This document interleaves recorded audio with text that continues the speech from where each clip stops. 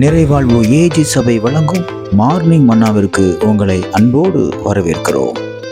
கர்த்தருடைய பரிசுத்த நாமம் மகிமைப்படுவதாக. இந்த நாளிலே உங்களை சந்திப்பதிலே மிகுந்த சந்தோஷம். எனக்கு அன்பான தேவ பிள்ளைகளே, எனக்கு கைட் பண்றதுக்கு யாருமே இல்லை, எனக்கு உதவி செய்யறதுக்கு யாருமே இல்லை, இப்படி பண்ணு அப்படி பண்ணுன்னு சொல்றது கூட யாருமே கிடையாது. இன்னைக்கு நான் தனியா கிடந்து கஷ்டப்படுறேன், எல்லா விஷயத்துக்குமே நான் தனியா தான் ரொம்ப கஷ்டப்படுறேன்னு சொல்லி ரொம்ப யோசிச்சு போய் மனம் உடைஞ்சு போயிருக்கீங்களா? இன்னைக்கு கர்த்தர் உங்களோட பேசுகிறார். என்ன வார்த்தை தெரியுமா? ஏசாயா எழுதின தீர்க்கதரிசன புத்தகத்துல 49ஆம் அதிகாரத்துல 17ஆவது வசனத்துடைய மையப்பகுதி இப்படியாக சொல்லப்பட்டிருக்கிறது. நீ நடக்க வேண்டிய வழியிலே உன்னை நடத்துகிற உன் தேவனாகிய கர்த்தர் நானே. உங்களை நடத்த வேண்டிய வழியில நடத்துகிற ஒரு தேவன் இருக்கிறார். அவரை தான் நான் இன்னைக்கு பிரசங்கிக்கிறேன். யார் எனக்கு இல்ல நீங்க நினைக்காதீங்க. உங்களை நடத்துகிறவர் ஒருத்தர் இருக்கிறார். உங்களை நேர் வழியா நடத்துகிறவர் ஒருவர் இருக்கிறார்.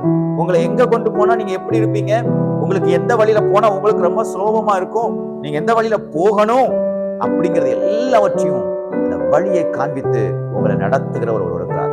நடத்துறதுக்கு உங்க அம்மா அப்பா உங்க கூட இல்லாம இருக்கலாம், உங்க உறவினர்கள் கூட இல்லாம இருக்கலாம், உங்க மூத்த சகோதரனும் சகோதரி இல்லாம இருக்கலாம். ஆனா இன்னைக்கு கர்த்தர் சொல்றாரு, நான் உன் கூட இருக்கிறேன், உன்னை நான் நடத்துவேன்.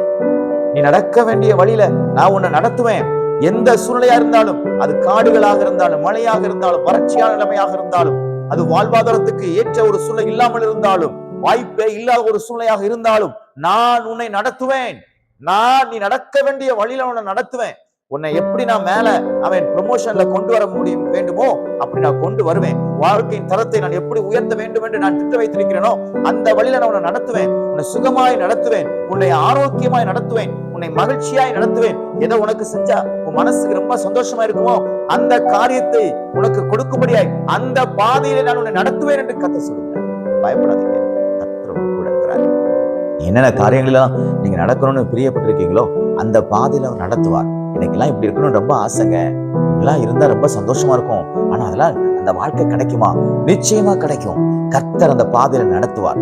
உங்களை நடத்தி நீங்க என்னெல்லாம் விருப்பப்பட்டீங்களோ அந்த காரியத்தை அவர் செய்வார். ஏன்னா அவர் நம்முடைய தேவன், ஏனென்றால் அவர் என்னுடைய தேவன், அவர் ஏனென்றால் அவர் என்னுடைய தகப்பன்.